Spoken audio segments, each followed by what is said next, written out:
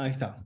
Bueno, ahora sí estamos grabando. Bienvenidos a esta segunda clase de este taller online, que es un poco como la idea de descubrir los diferentes museos arqueológicos acerca de este gran país que es el Ecuador. En esta clase lo que vamos a tener es un museo que justo ayer hice un concierto en vivo, que es el Museo Remigio Crespo Toral de la ciudad de Cuenca, digamos es el sur andino del Ecuador.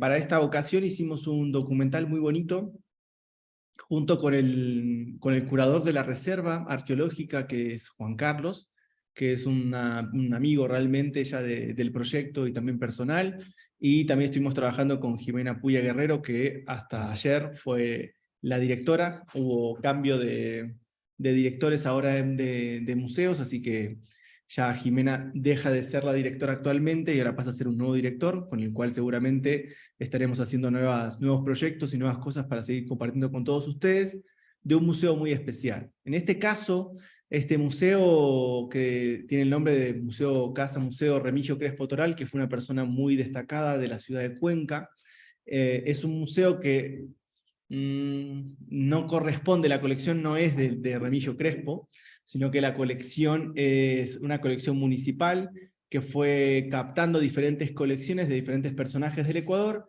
y logra reunir 18.000 piezas, ¿no?, arqueológicas, un museo bastante grande.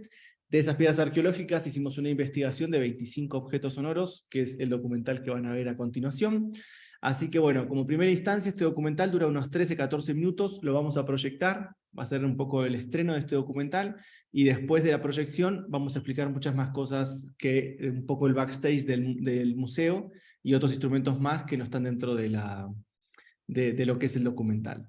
Así que voy a poner el documental para que lo vean también. ¿En qué cierro acá? Ahí está. Y vamos a ver este documental. Así que ahí empezamos así, de paso siempre aprovechamos los 10 minutitos que siempre tarda la gente en entrar y vamos a ir viendo este documental que realmente está muy bonito. Vamos a poner ahí, optimizar, compartir, listo.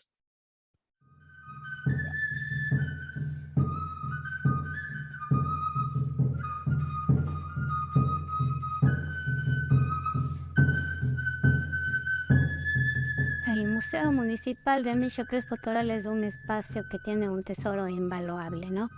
Nos cuenta qué pasó desde el inicio con las culturas primigenias, qué pasó luego con la fundación de Cuenca, y así se va construyendo una historia maravillosa que todo cuencano debe conocer, ¿no? Saber desde sus raíces y saber qué fue pasando, ¿no? Cómo los cuencanos estuvimos trabajando durante todo este tiempo para recopilar este valioso patrimonio. Como era un museo naciente, uno de los primeros de Cuenca, pues se recopilaron varias colecciones, ¿no? Y se inició el museo con una colección muy singular, que es el archivo histórico, que tiene los bienes de Cabildo de la ciudad de Cuenca, las actas de Cabildo desde 1557. Y se compraron varias colecciones. Con ellas se inicia la colección de arqueología, la colección de pintura, la colección de escultura, numismática, artes decorativas, mobiliario, entre otros bienes que fueron formando las colecciones. Tanto así que hasta el momento tenemos cerca de 25.000 bienes culturales, siendo la colección más importante y más extensa la colección de arqueología.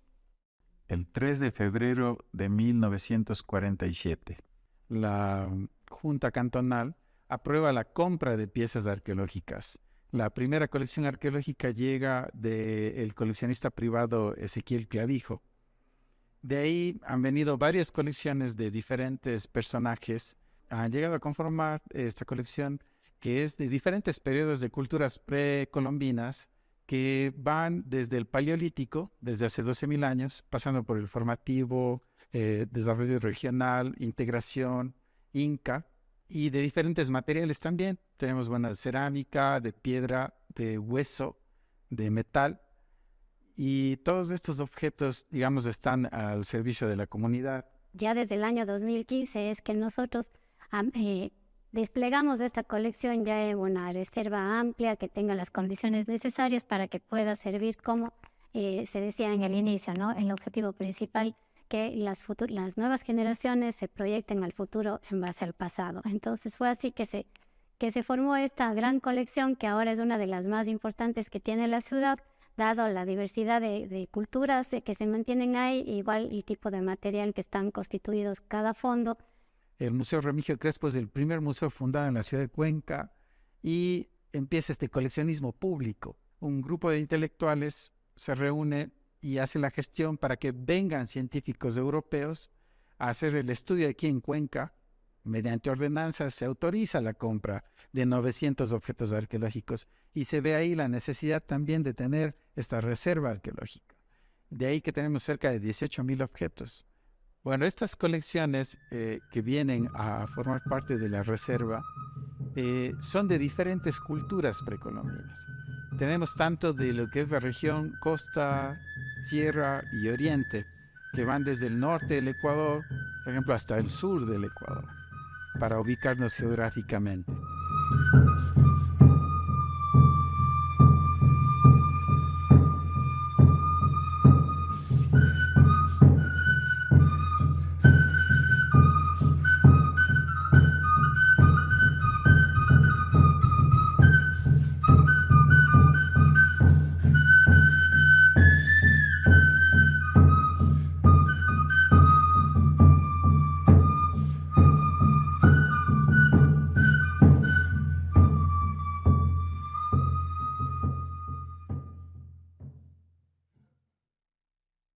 Sin lugar a dudas, estamos en un museo sorprendente, en donde podemos tener acceso a diferentes objetos sonoros de las diferentes regiones arqueológicas del Ecuador. Es un honor para mí poder tener en una mesa más de 3.000 años de desarrollo musical de diferentes culturas precolombinas y por sobre todo desarrollado en lo que es el material de la cerámica. Si bien nosotros acá tenemos una mesa ecléctica en culturas, esa multiplicidad de instrumentos de diferentes regiones nos permite tener una visión global de lo que fue el desarrollo de los sonidos en la cerámica precolombina del Ecuador.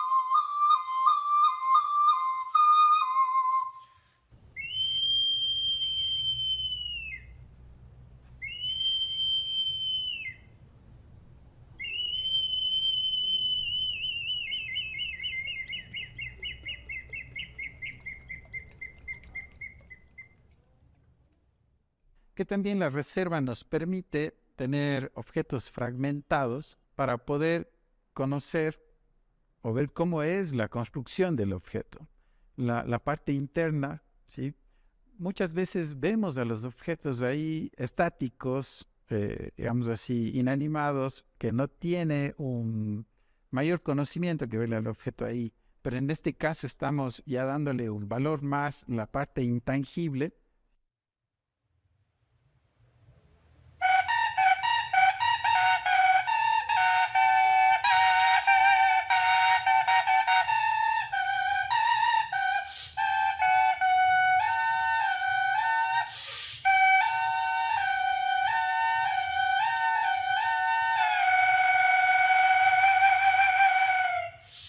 Hemos tenido la oportunidad de encontrar una pieza de estas, en este caso de la cultura bahía, que se encontraba en estado de restauración, y fíjense que al poder abrirse podemos ver lo delicado que es este sistema acústico, la posibilidad de ver en el interior de estas estatuillas lo complejo que es el desarrollo de este sistema acústico. Vemos acá un tubo y un glóbulo con un agujero, lo que muestra cómo es este sistema acústico especial desarrollado solamente para la estatuilla humana. Es algo sorprendente como en el Ecuador las flautas, ¿sí? En este caso es una flauta doble, rompen con el formato de flauta tubular o globular y se convierten en flautas humanas.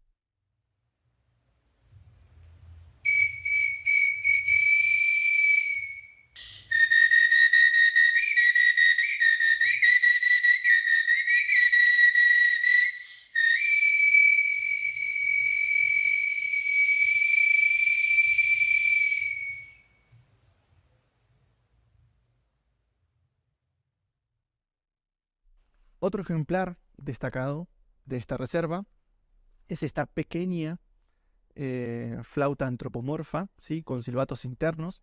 Fíjense la diferencia de tamaño, que es sorprendente. Este es el tamaño más común de las estatuillas. Y acá apreciamos esta pequeña estatuilla que va a tener un sonido sorprendente. Ahora, lo interesante de esto es cómo logran disminuir los sistemas acústicos para meterlos adentro de estas estatuillas.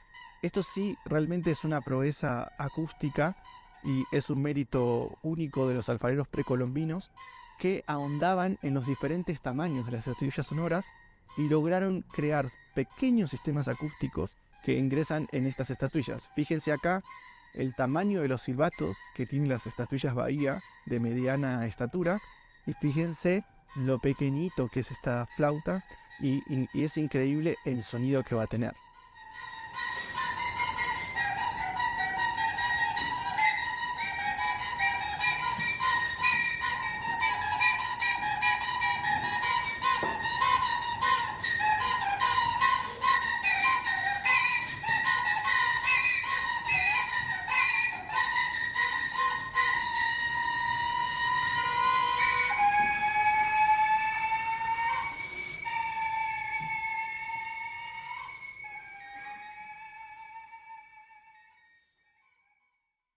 Aquí tenemos otro objeto que podemos ver también el mecanismo, ¿no?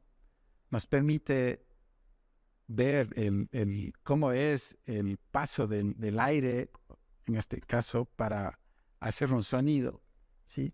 Tenemos que entender que las culturas prehispánicas, siempre cuando desarrollaron sus objetos sonoros, han puesto sus secretos en el interior de estas piezas. Entonces, en el caso de estas flautas con forma de caracol, tenemos una forma en espiral que recorre el interior de esta flauta, lo que le hace tener un sonido especial. Hemos podido acceder a lo que es el interior de una flauta con forma de caracol y podemos ver estos secretos internos que tienen las flautas precolombinas. El espiral, ¿sí? Que es una forma natural que se adquiere de los caracoles, ha sido una forma de replicar de los alfareros precolombinos, y lo que nos muestra su maestría, no solo en el exterior, sino en el interior. Y este tipo de detalles es lo que genera una sonoridad particular en este tipo de flautas.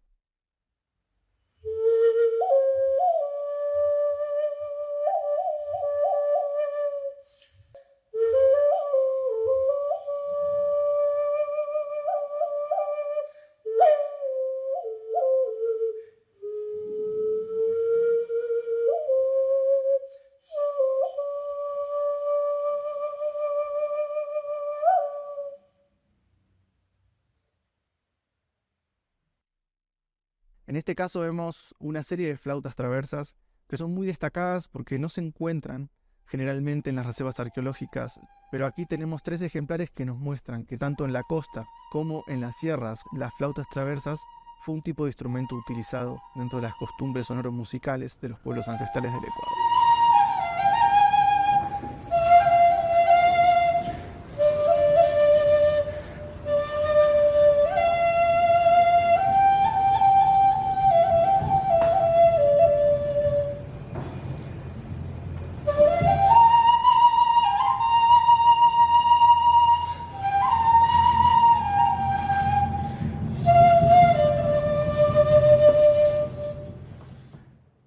¿Qué es lo increíble? Que después de 1500, 2000 años, estas piezas siguen sonando. Los diferentes sistemas acústicos expresados en todas estas cerámicas sonoras son únicos y han creado flautas que no existen en otra parte del mundo, y es una de las cosas más importantes que tiene el Ecuador, que tiene uno de los acervos más importantes de la historia de la música universal. En estas pocas piezas tenemos 3000 años de historia en lo que es el sonido y lo que es el Ecuador en sí. Y ver esta riqueza, ¿no? Y este desarrollo que no tienen otras regiones. La sonoridad nos ha permitido llegar a tener otro significado de las piezas. Y como digo, conocer más de nuestra identidad, de nuestra cultura, de lo que es el Ecuador, y que es importante que eso conozcan las futuras generaciones. Nuestra misión es llamar a los estudiantes, a los investigadores, a todas aquellas personas que le quieran dar a ese objeto el contexto que se merece y que sirva para proyectarse a un futuro, ¿no? Entonces están invitados todos aquellos que quieran conocer un poco más de nuestra cultura, con la idea de que se lleven un recuerdo muy especial de acá, ¿no? Y que lo muestren alrededor del mundo. Pues acá está el museo con todas estas colecciones para brindarles mucho más de lo que tenemos en la memoria de quienes estuvieron antes que nosotros.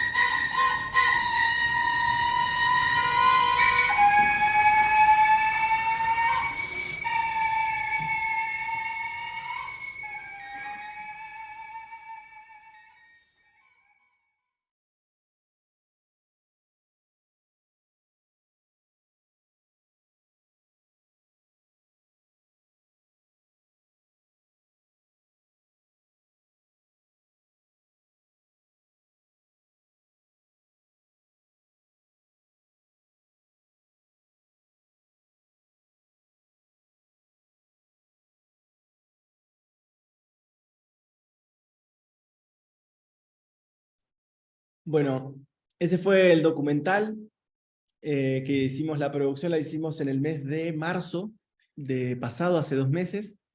Bueno, como vieron, el documental es bien interesante porque están 2 personas más que participan, Juan Carlos y Jimena Puya, que vamos haciendo como un complemento, ¿no? En el tema de la historia del museo, que está muy bueno siempre saber cómo se crean los museos, de qué están compuestos. En este caso, este museo municipal tiene diversas colecciones. Nosotros nos metimos en la colección de arqueología, que es la que más nos interesaba, pero hay colecciones interesantísimas, ¿no? De numismática, de pinturas, de esculturas, que pertenecen más al periodo del modernismo, al periodo más postcolonial, ¿no? Entonces tenemos una gran cantidad de piezas interesantes por investigar. Y dentro de la reserva arqueológica, que había 18.000 piezas, solamente estuvimos 25. O sea, fíjense, uno siempre, cuando hace las investigaciones, reduce obviamente reduce el número de piezas a investigar porque se hace casi imposible. Entonces lo interesante es que de esta investigación en este museo, sacamos una de las clases de nuestro taller online, que es Sonidos Originarios del Ecuador Precolombino, que es un taller online donde muestro y explico a construir diferentes piezas.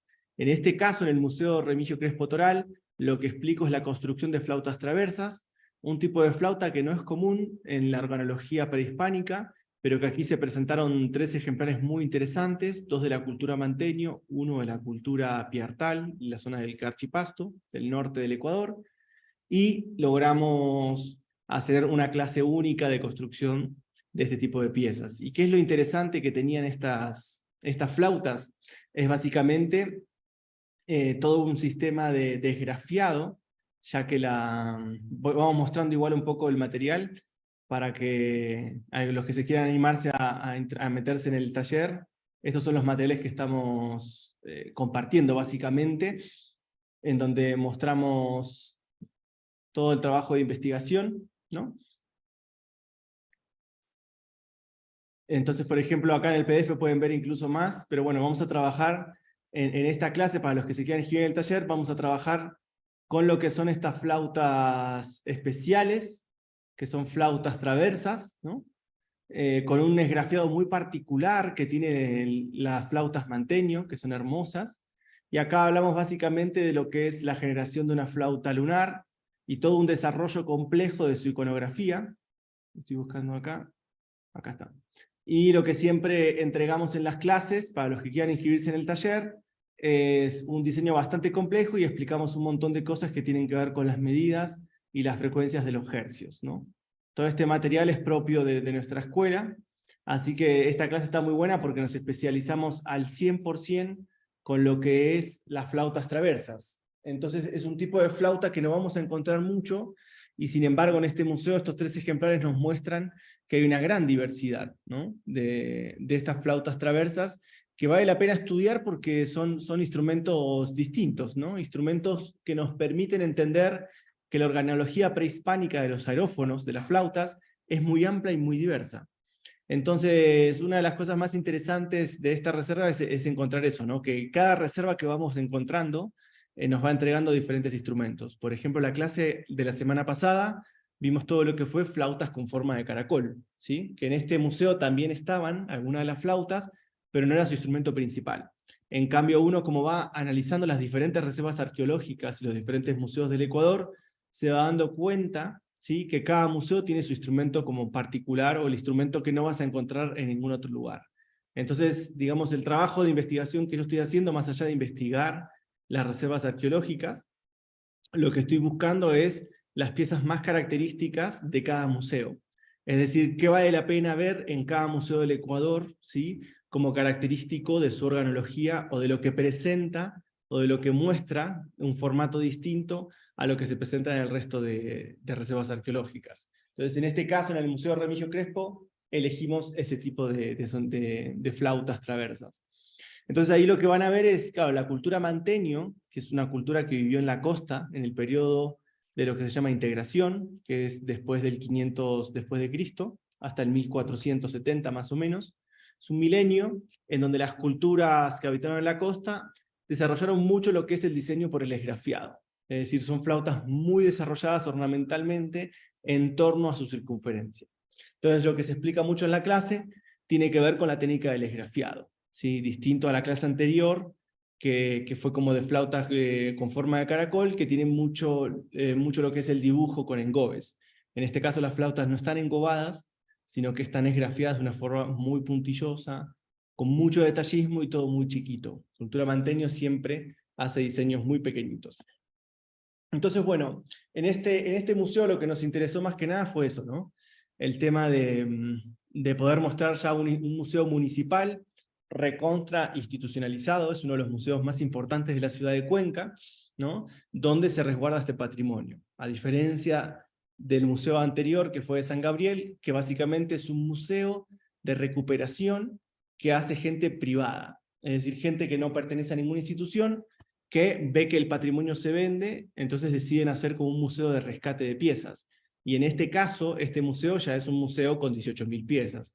No están buscando ya el rescate, sino que lo que buscan es generar un espacio propicio para la investigación y la mantención de las piezas. Entonces fíjense en este caso la diferencia. Ya es un museo municipal, ¿no?, que está avalado por esta institución gubernamental, entonces le da más fondos para tener incluso mejores instalaciones. Estamos hablando de un museo totalmente diferente al anterior. Sin embargo, en cada uno hay piezas que se caracterizan y que nos van a ir enseñando diferentes instrumentos. Entonces, para este museo, nosotros propusimos un trabajo de investigación que se basó también en generar una galería audiovisual. Nosotros, siempre que trabajamos, generamos todo un material, ¿sí?, que eso está abierto en nuestro canal, que consta en la idea de poder ver las flautas. Por ejemplo, voy a mostrar una, como acá, para que vean cómo es la forma en que trabajamos. Ahí está. Ahí está. Esta, por ejemplo, ahí está. Es una flauta traversa de la cultura piartal. A ver si lo podemos poner en mejor calidad. Listo. Tranquilo. Esta es una flauta traversa bastante grande. Fíjense.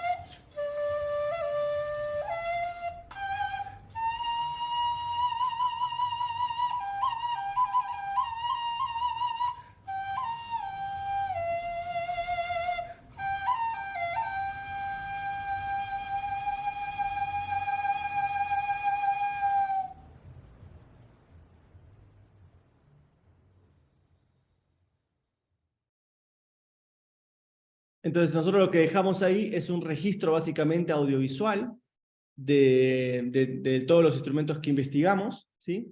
Y por ejemplo, hay unos muy interesantes que no llegamos a mostrar, pero que son los coqueros. A ver, ¿dónde están los coqueros? Acá están. Que son hermosísimos, que estas, claro, son flautas... Vos vente acá, Pablo, no pasa nada. Sí, sí, sí, no, te fuiste ahí, pero pensé que estabas checando el celular. ¿No? Ahí está. Estos, por ejemplo, son estatuillas sonoras del norte del Ecuador, ¿no? Que tienen esa forma de personajes.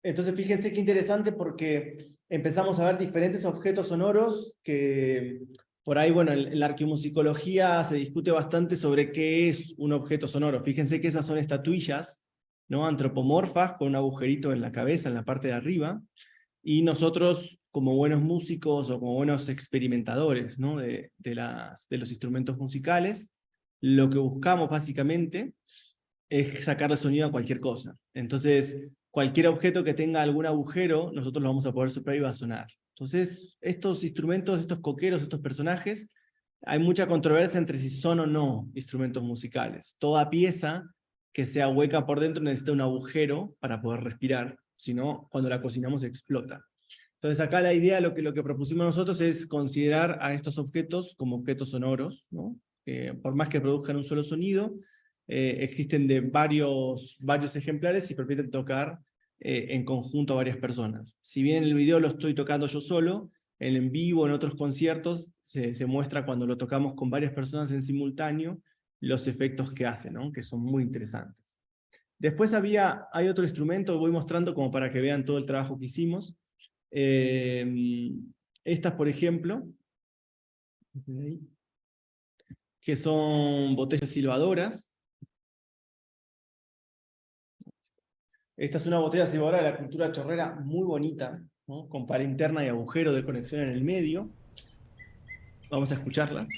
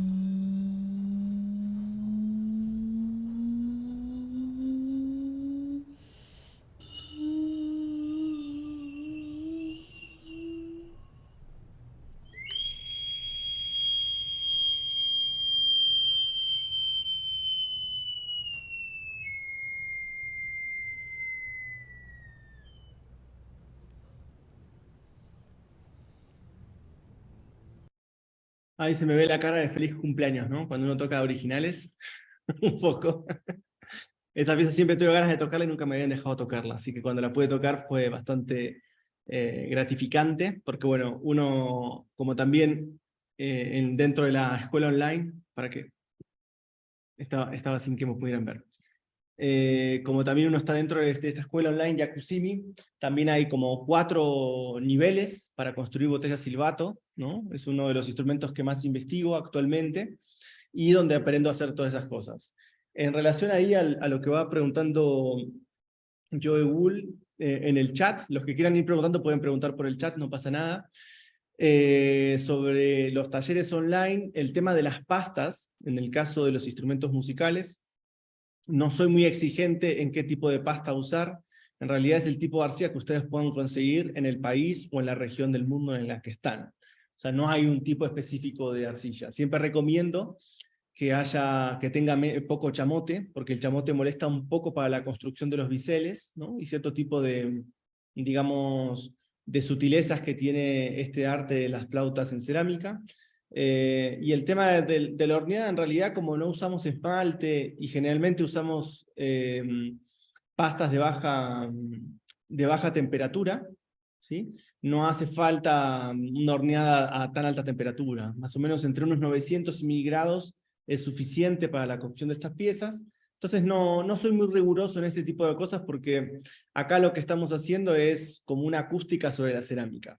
Es decir, que la cerámica le damos importancia, pero no al 100%, porque lo que nosotros estamos aprendiendo es acústica. Estamos aprendiendo lo que son los sistemas acústicos en torno al legado sonoro que nos dejaron las culturas ancestrales. Como trabajamos la cerámica, aprendemos técnicas cerámicas, pero el objetivo principal es entender los sistemas acústicos para poder reconstruirlos y que las flautas no suenen. ¿Por qué aclaro esto? Porque van a haber muchas personas, ¿no? O incluso ceramistas que hacen bien la forma del instrumento, es decir, la hacen muy bonita, pero no suena. ¿Sí? ¿Por qué? Porque a veces uno se refugia mucho en lo que es la arcilla, es decir, la gente que conoce las técnicas cerámicas de la arcilla te reproduce el instrumento igual, pero le falta el conocimiento de la acústica. Y no significa que porque sepas cerámica vas a saber el tema acústico. Eso es algo interesante, ¿no? Porque aprender acústica o aprender música sobre la cerámica es una rama, yo interpreto más como independiente de la cerámica.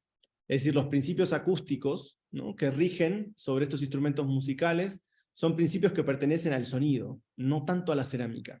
La cerámica es el medio por el cual el sonido va a viajar, o el sonido va a realizar su función.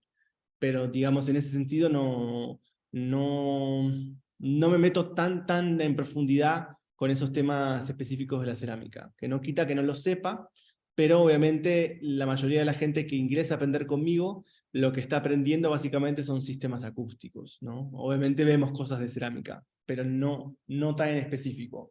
Si están interesados obviamente en aprender, digamos, técnicas cerámicas precolombinas o meterse de lleno en el mundo de la cerámica precolombina, digamos que no sé si soy el mejor profesor para eso, ¿sí? Lo que no quita que mis estudiantes no sean buenos, sino que yo claro, yo no sé soplar ni siquiera una melodía, puedo ponerla del caracol. Lo que pasa es que ven en realidad que acá hay muchas aristas. Por ejemplo, no solamente es, o sea, fíjense las 3 cosas que involucra hacer un instrumento musical. Primero, conocer la cerámica, es decir, dominar las técnicas cerámicas es inevitable. Después saber de acústica y después saber interpretar un instrumento. O sea, es un oficio complejo, ¿sí? No es algo sencillo, no es algo que se aprenda de la noche a la mañana. Yo como que no ofrezco esos milagros, ¿no? Yo como que los milagros no suelo crear, no creo en los milagros básicamente, sino que creo siempre en el esfuerzo, y esta rama de la cerámica de la arqueología es muy específica, ¿sí? Y eso también hay que entenderlo, es una cerámica ritual que implica muchos conocimientos en paralelo, por eso es tan exigente, porque no es solamente saber cerámica, no solamente saber música, sino también interpretar. Fíjense que agarramos tres ramas del conocimiento, entonces inevitablemente cuesta.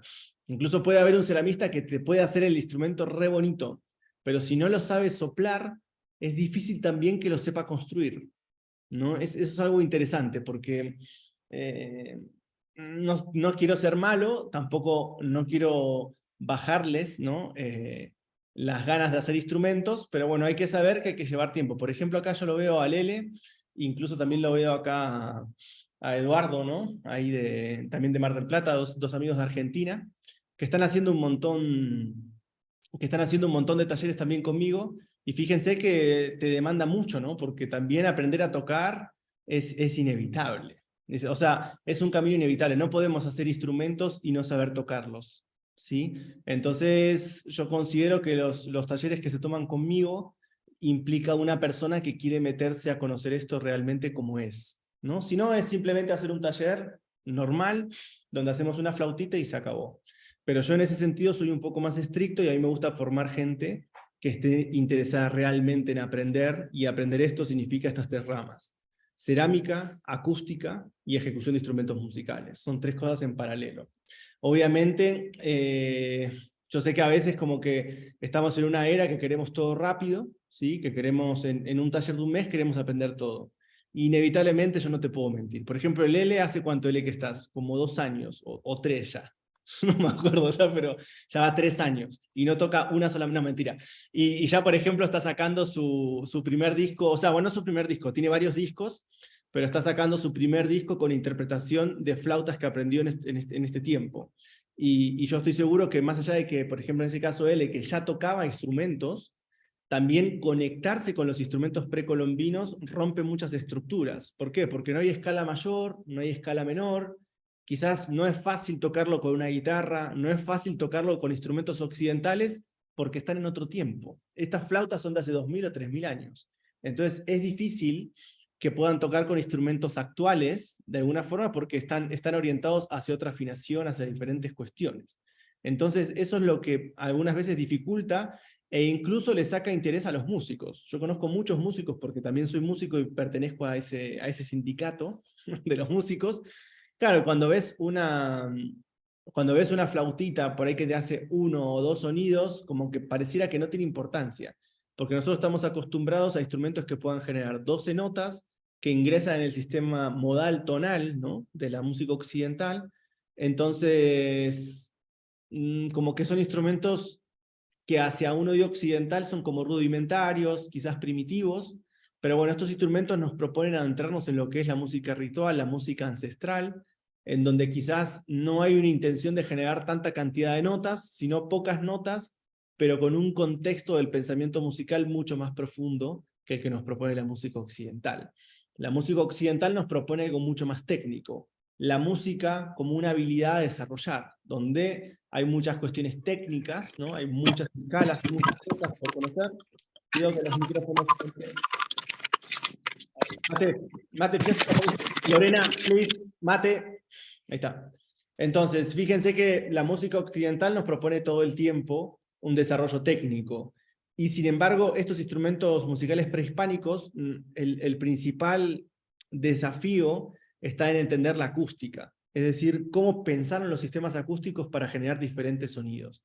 Y las búsquedas de estas culturas están en la generación de diferentes sonidos, ¿no?, totalmente distintos, ¿no? Por ejemplo, hay un instrumento que es muy bonito, se lo voy a traer para que vean.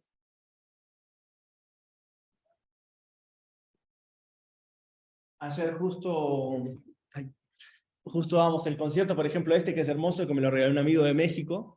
Por ejemplo, este que es un instrumento.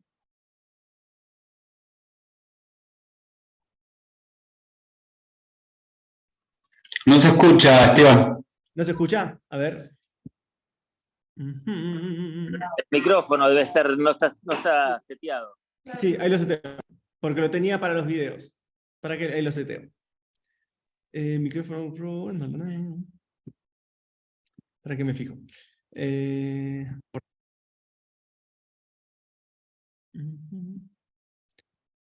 A ver. Mateo. No. Mateo desaparece, es tremendo. Déjalo de la computadora. Configuración de la web. Aquí estoy. ¿Qué pongo? Micrófono. Para. ¿Pudiste entrar en la configuración del audio? Sí, para que. Acá está. Automático baja, ¿no? Medio. Ahí está. Creo que ahí debería estar. A ver. ¿Se escucha ahí un poquito más? Sí.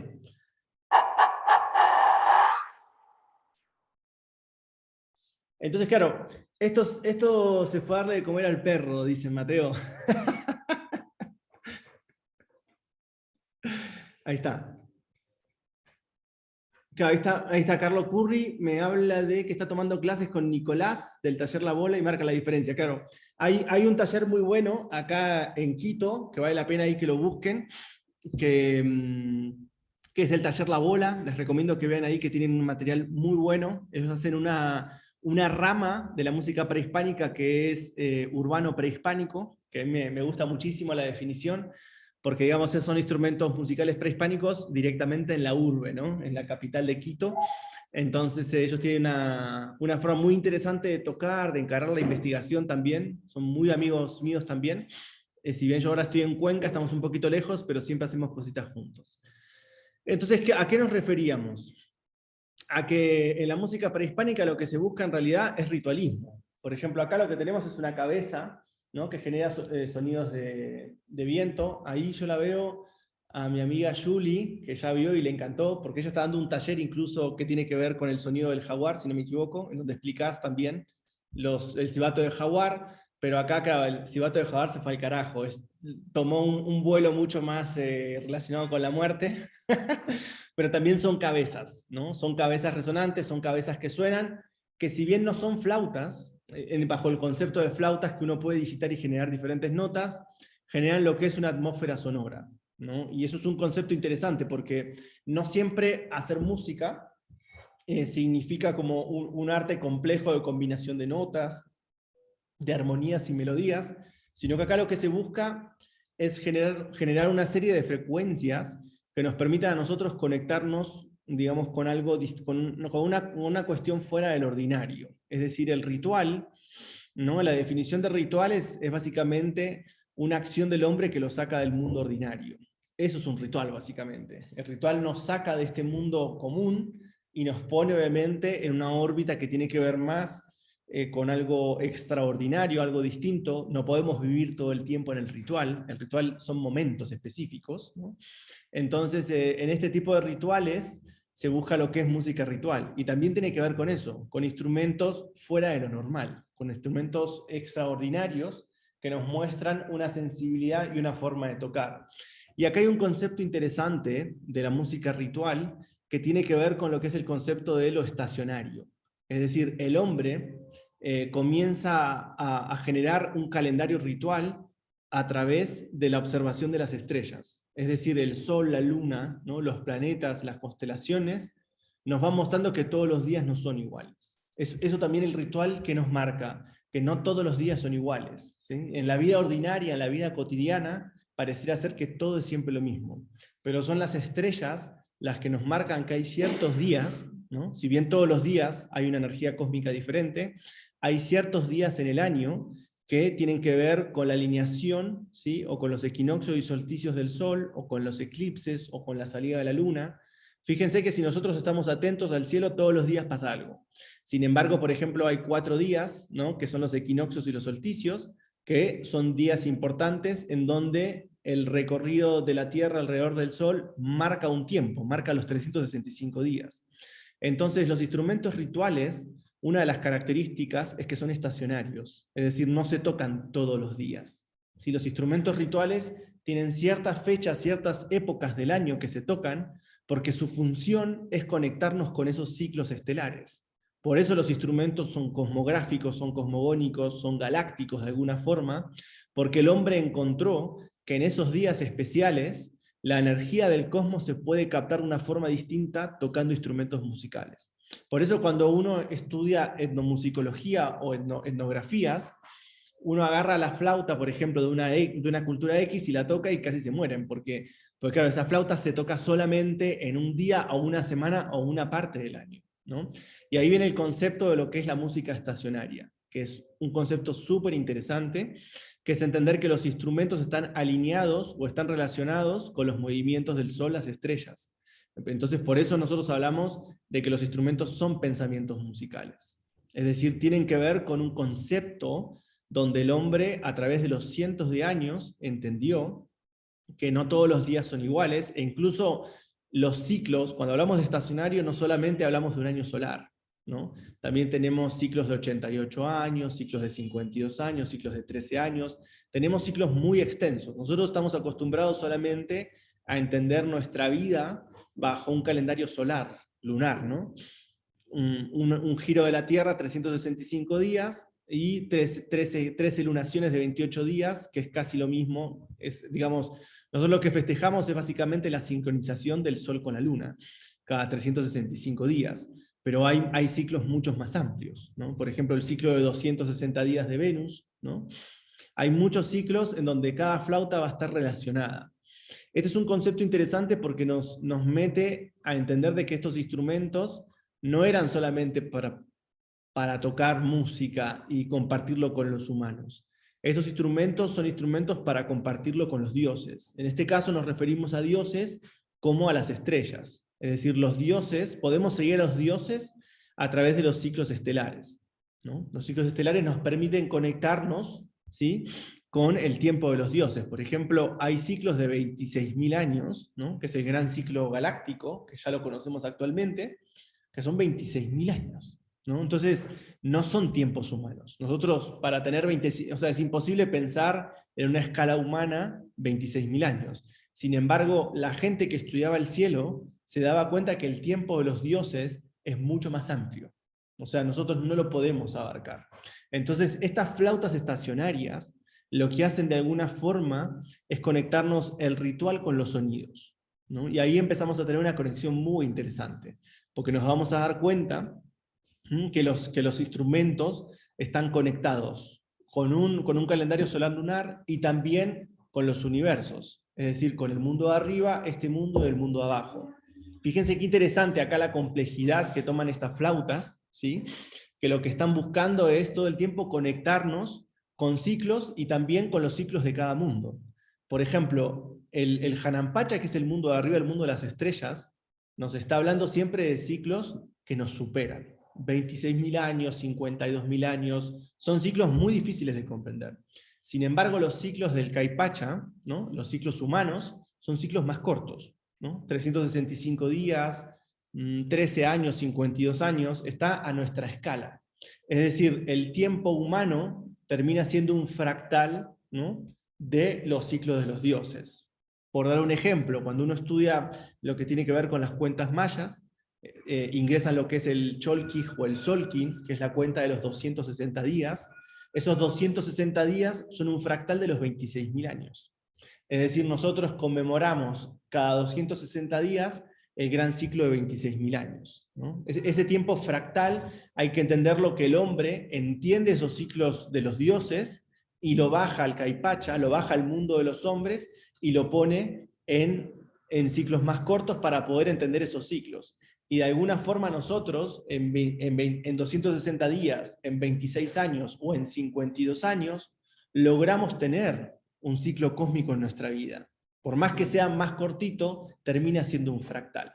Entonces, para todo ese acompañamiento del tiempo, existen los sonidos ancestrales, en este caso las flautas. Y las flautas también conmemoran, ¿no?, épocas del año y también épocas de la vida, ¿no? Es decir, el ciclo de nacimiento, de desarrollo y de muerte está acompañado también por la música. Hay música cuando nacemos, hay música cuando estamos en nuestra edad, en nuestro clímax, y hay música para la muerte. Fíjese también cómo los ciclos de la vida marcan también las funciones de la música, ¿no? Esto lo estoy tratando como de ampliar un poco para entender cuando nos referimos al pensamiento musical, que es algo muy fácil de decirlo, pero complejo de entenderlo, es entender la profundidad que tiene un instrumento musical en la época prehispánica, que tiene que ver con la dinámica sociocultural de cómo en ese tiempo se concebía la vida. Entonces nosotros, al estudiar la música, también podemos entender las profundidades a las que se llegó en la vida de antaño. Porque a veces, por ejemplo, uno puede criticar, ¿no?, también el desarrollo, si fue primitivo o no primitivo. Siempre estamos en esas huevadas como tratando de calificar, ¿no?, la vida del pasado como primitiva o incluso pensarla como evolucionada. Ellos simplemente vivían la vida. No sé si se estaban fijando si eran más o menos que otra cosa. Entonces, en su profundidad de la comprensión de la vida, vieron en el sonido, ¿sí?, un elemento que les permitía conmemorar y también darle poder a ese momento. Es decir, cuando nosotros conmemoramos un solsticio o un equinoccio con los sonidos, algo pasa, ¿no? Cuando tocamos una caracola, que se utiliza mucho como trompeta en este tipo de rituales, nos estamos dando cuenta esta forma de entender que los instrumentos van mucho más allá. Por eso, en los talleres que estamos ofreciendo con la escuela, lo que nosotros estamos haciendo básicamente es darle esa profundidad.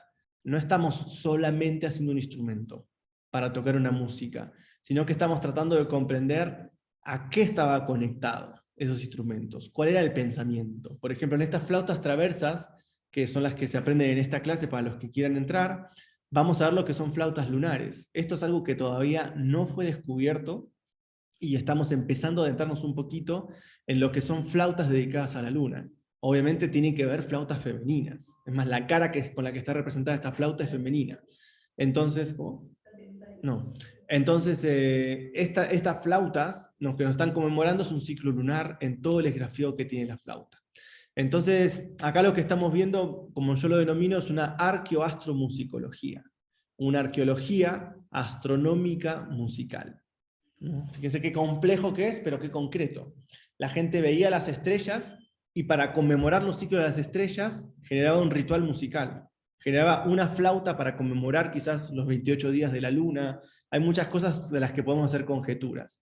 Pero lo interesante que es una flauta que nos podría estar marcando, ¿no?, una linealidad. Las flautas traversas son horizontales y generalmente a la tierra o a la mujer suele ser lo horizontal y el hombre el vertical, ¿no? O sea, está un poco el símbolo de la cruz, ¿no? O sea, uno horizontal y uno vertical, y ahí tenemos un símbolo muy importante que está representado en estos instrumentos.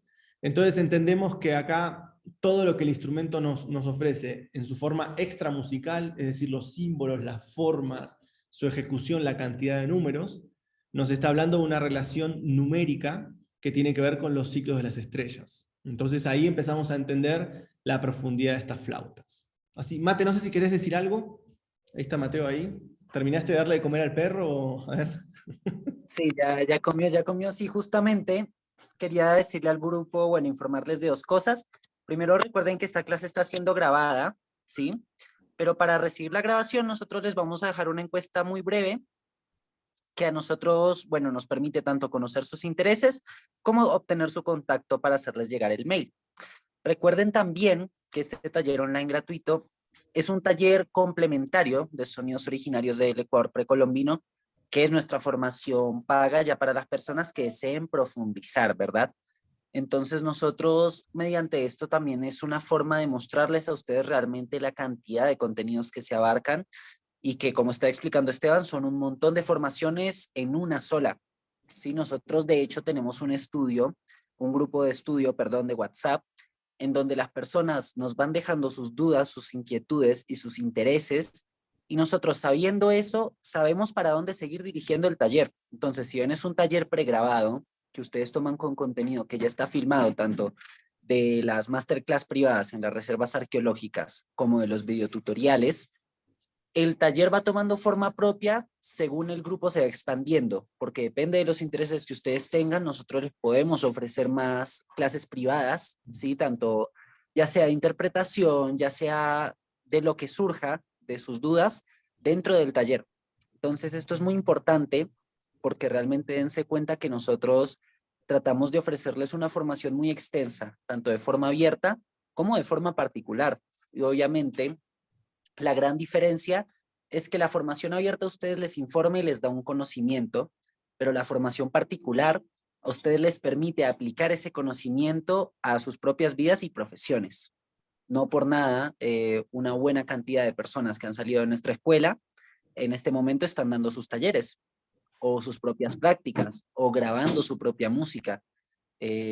O desde sus talleres de cerámicas pudieron darles otro vuelo. Realmente en esta cantidad de 2 años, pues creemos que hemos formado muchas personas que realmente han podido darle un uso real a toda esta información, que es lo que nosotros estamos buscando, ¿sí? Que no quede como solo información en el aire, sino que darle forma según la persona que tome el taller, ya sea desde libros, desde la cerámica o desde sus propias formaciones. Entonces esto también nos permite a nosotros hacerles a ustedes una invitación para que se formen y le den una nueva forma, valga la redundancia, a este contenido que les estamos brindando. Así que bueno, los esperamos mucho en el taller. Recuerden que también estamos con una promoción todavía vigente de que si te llevas este taller, durante el tiempo de formación gratuito vas a llevarte la construcción gratis de una botella silbato de agua que también es una muestra del taller de La Voz del Agua. Así que se llevarían una pieza extra. Tenemos mucho contenido extra. Son 4 clases, pero son muchos más de 4 piezas. Así que bueno, realmente es una invitación para ustedes, para las personas que realmente quieran formarse. Aprovechen esta oportunidad. Buenísimo, Mate. Así que, bueno, ahí pasó los parroquiales el Mate, obligados. Así que está buenísimo esta metodología que estamos armando, porque claro, con cada clase vamos profundizando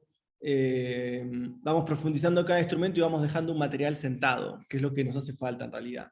Hay tantas flautas y hay tanto por desarrollar que obviamente estos talleres, que son un esfuerzo bastante grande porque hacemos documentales, masterclass, PDFs, tutoriales de construcción. Cuando uno recibe el taller completo se van a dar cuenta el trabajo que le estamos poniendo a esto, que es bastante extensivo en lo que es la producción de este material. Obviamente estaría buenísimo que apoye a alguna institución, pero no nos apoya nadie, nos apoyamos nosotros solos, entre nosotros, y le metemos toda la pila para poder ampliar todavía estos conocimientos. Por ejemplo, ahora se viene para junio, esperamos estar sacándolo a mediados de junio, un taller nuevo, que es todo sobre estatuillas, sobre los sistemas acústicos que se desarrollaron en torno a las estatuillas sonoras antropomorfas, que va a ser un taller muy interesante, con radiografías, bueno, con mucho material extra, porque es un tipo de instrumento musical que se desarrolló solamente acá en el Ecuador, específicamente, y tiene unas características increíbles, incluso características sonoras, y cada estatuilla da un tipo de sonoridad distinto. Entonces ahí estamos preparando un material muy, muy interesante, muy bueno, que va a estar saliendo ahora para el mes de junio, y lo interesante de esto es que cada vez estamos generando más material de contenido para especializarnos, que es algo interesante, porque siempre hay muchos talleres que hablan de generalidades, que está bueno igual, siempre la generalidad es interesante, pero llega un punto que tenemos que empezar a profundizar. Si queremos saber mucho más de estas culturas, tenemos que entender que no son solo generalidades, no es una música al azar. Cada instrumento, en cada periodo y en cada cultura que se desarrolló, tiene una función muy específica de ser hecha. Entonces ahí es interesante entender que todos estos materiales que estamos haciendo, hay del Ecuador, hay de Colombia también, hay de México, de Guatemala, hay bastante, es un material bastante amplio, no nos centramos solamente en el Ecuador. Ahora estamos haciendo cosas más específicas de este país, pero trabajamos con arqueología sonora de diferentes lugares. Nos permite adentrarnos a entender que son 5.000 años de desarrollo musical, por lo menos, ¿no?, en donde estas culturas desarrollaron cosas increíbles. Entonces, esta escuela lo que trata de hacer humildemente es abrir ese espectro y por sobre todo organizarlo, ¿sí? O sea, lo que uno accede a nosotros es la organización del material y aprender a procesarlo progresivamente. Es decir, hay toda una lógica pedagógica, ¿no?, para poder lograr construir todos estos instrumentos y tener un resultado satisfactorio, ¿no? Entonces ahí los invitamos siempre a ingresar y a saber que siempre estamos produciendo nuevos materiales. Acá había alguien que preguntaba algo interesante. Sí, había instrumentos para tocar todos los días. Yo creo que serían muchos instrumentos. Hablamos básicamente de cuestiones estacionarias, solsticios, equinoccios, lunaciones y ciclos más grandes como flautas por ahí dedicadas a Venus. E incluso hay otra cosa interesante que son las flautas de las plantas. Es decir, también las plantas nos marcan ciclos, ¿no? El otoño, la primavera, el verano marcan ciclos, e incluso los momentos de cosechas, ¿no?, de las plantas también nos marcan. Por este caso también hay otros talleres que se van a estar sacando, que es el de plantas, es el de flautas dedicadas a las plantas, en donde me meto a full en ese tema, en lo que son flautas del maíz, flautas del cacao, flautas de plantas que tienen que ver con efectos psicotrópicos. Hay una serie de instrumentos musicales que el hombre también hizo para conmemorar sus experiencias trascendentales de conexión con las plantas, ¿no?, a través de sus frutos, en el caso del cacao, del maíz, y también a través de sus efectos psicotrópicos, como puede ser la ayahuasca, el San Pedro, estas famosas brebajes que están tan de moda ahora, también estuvieron hace mucho tiempo siendo utilizados, y claro, nosotros lo que tenemos ahí es una gran conexión. Acá nuestra querida amiga Sandra, que es nuestra fotógrafa oficial, habla que le encanta esa conexión con las plantas, me imagino que sí, ella es de Colombia, nos ha estado ayudando bastante con todo lo que es la fotografía, y bueno, también en Colombia encontramos bastante de estas flautas dedicadas a las plantas, o también de flautas que tienen que ver con los rituales que se desarrollaban en torno a esas plantas. Entonces es bastante amplio, bastante interesante, ¿no?, la temática, y nosotros lo que tratamos de hacer desde Yakusimi, esta escuela de sonidos ancestrales, lo que estamos haciendo nosotros es despertarles esa curiosidad, ¿no? Entender que esto es mucho más amplio de lo que nos imaginamos, e incluso me pasa con gente que ya construye flautas que piensa que se las sabe todas. Claro, cuando empieza a ver la cantidad de flautas te das cuenta que no sabes nada. Incluso yo, que llevo más de ya 12 años investigando flautas, sigo encontrando flautas nuevas. O sea, ingreso a reservas y para bien mío propio, me sigo encontrando con nuevas flautas, e incluso tenemos que saber que los formatos de flautas prehispánicas no son generalmente los formatos que tenemos imaginados en nuestra cabeza. No todas las flautas tienen agujeros para digitar. Hay flautas que funcionan solo con el agua, como en el caso de las vasijas silbadoras. Entonces hay muchos sistemas acústicos que yo creo que todavía no hemos descubierto, e incluso las piezas pueden estar en la reserva arqueológica y todavía no las reconocemos como flautas porque no las comprendemos. Su morfología no responde a nuestros conceptos de flauta que tenemos actualmente. Entonces cada vez que nos adentramos, es increíble porque cada vez vamos a encontrar flautas nuevas, y por eso creo que nunca vamos a terminar de hacer talleres, porque siempre encontramos cosas nuevas, que es lo interesante, ¿no? Seguir descubriendo y dejarnos sorprender por nuestros antepasados, que de alguna forma conectaron tanto con el sonido que han dejado cientos de instrumentos para que nosotros investiguemos. Ahora sí, abro un poco ahí a la gente, los que quieran opinar, los que quieran comentar algo. Antes de las Sí. personas, quería responder una pregunta que dejaron en el chat. Dos personas preguntando sobre cómo recibir información de los talleres online. En la encuesta que ustedes van a tener, sí, en el grupo de WhatsApp para que les enviemos la grabación, hay una pregunta que es si les gustaría que nos comuniquemos con ustedes, y después de eso la opción de que nos dejen su WhatsApp. Y también después de eso está la opción de que nos dejen su interés principal, es decir, la actividad por la que les interesa que nos comuniquemos con ustedes. Ustedes dejando eso, ya yo simplemente me pongo en contacto sobre el tema puntualmente que a ustedes les interesa y les respondo las dudas que necesiten. Ya con eso dejo abierta la sección de preguntas. Dale, gracias, Mate. Ahí no sé si alguien quiere comentar algo del documental que vimos, o opinar lo que quieran. Es como que acá se abre un poco el debate o la conversación ahí sobre este material que presentamos hoy. Recuerden que la semana que viene vamos a estar presentando uno de los documentales más producidos, que fue el de las pirámides de Cochasquí, lugar donde el 24 de junio vamos a estar haciendo un mega concierto en las pirámides, algo increíble para la gente de Ecuador que quiera venir. Bueno, el que esté afuera, si tiene ganas de venir, puede venir. Va a ser un concierto nunca antes hecho, nunca se tocó en las pirámides, así que vamos a tocar en unas pirámides de 40 metros de altura, algo increíble. Así que eso va a ser la semana que viene. Vamos a estar incluso con el director del museo, que nos va a estar acompañando de forma online para conocer un montón de esas cosas. Así que bueno, no sé si alguien quiere preguntar algo. Veo ahí, bueno, siempre, como siempre, mucha gente conocida, otros que no conozco, pero bueno, siempre agradecidos por todos los que están. Hoy somos más de 60, así que ahí estamos. Pero bueno, yo creo que hemos ampliado un poco más los conocimientos, seguimos adentrándonos, seguimos conociendo nuevas reservas. En este caso, acá en Cuenca hay varios museos arqueológicos. En el 2014 hice un documental sobre el Museo Pumapungo, que pueden ver, que también está ahí. Fue el primer documental que hice en Ecuador, fue acá en Cuenca. Y pronto estaremos haciendo un documental en el Museo de Culturas Aborígenes, también acá de la ciudad de Cuenca, que es un museo hermosísimo, que tiene también piezas muy interesantes. Ya estamos en contacto con la gente que dirige el museo para empezar a realizar este nuevo documental que saldrá dentro de poquito tiempo. Así que bueno, si no hay preguntas y nada, yo siento que podemos dar por terminado acá la clase. Siempre, como siempre, hay mucho material. Los que ya están en los grupos, aprovechen a comentar.